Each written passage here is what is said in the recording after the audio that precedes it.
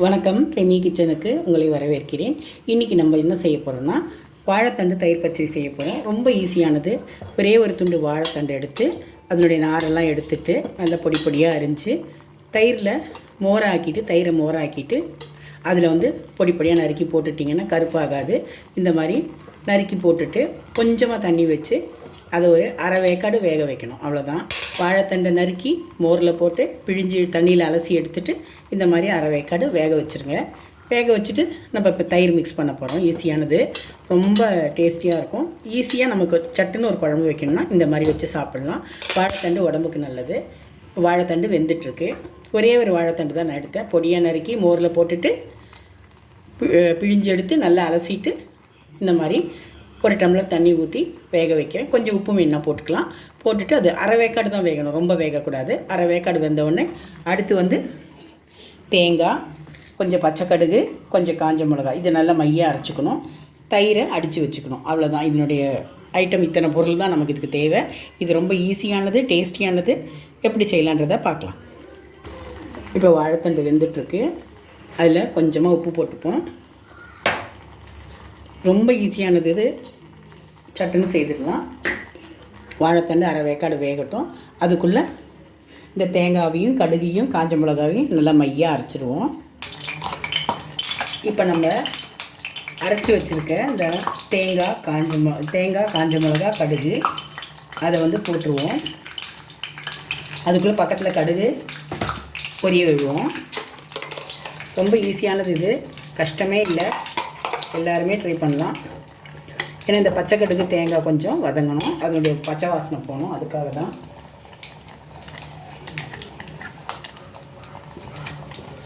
இந்த மசாலா, தேங்காய் மசாலா கொஞ்சம் அந்த தண்ணியிலேயே நமக்கு இந்த வாழைத்தண்டு வேகிற இதுலேயே இதுவும் கொஞ்சம் வேகணும்.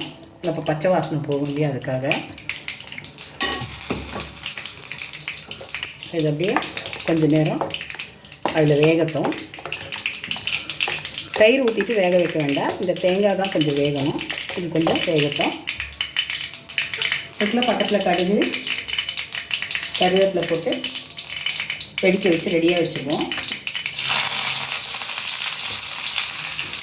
அது ஒரு பக்கம் இருக்கட்டும். இது கொஞ்சம் வேகட்டும்.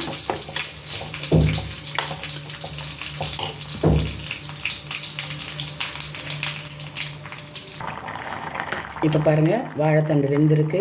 அந்த தேங்காய் மிளகா மசாலாலாம் கடுகெல்லாம் நல்லா அதில் ஊறி இருக்கும். இந்த டைமில் நம்ம ஸ்டவ்வை ஆஃப் பண்ணிவிட்டு இந்த தயிரை அதில் விட்டுருவோம். ஸ்டவ் ஆன் பண்ணிவிட்டு விடாதீங்க, ஸ்டவ் ஆஃப் பண்ணிவிட்டு விடுங்க. இது ரொம்ப டேஸ்ட்டாக இருக்கும். அப்படியே இந்த கடுகு வறுத்ததையும் அதில் போட்டுடலாம்.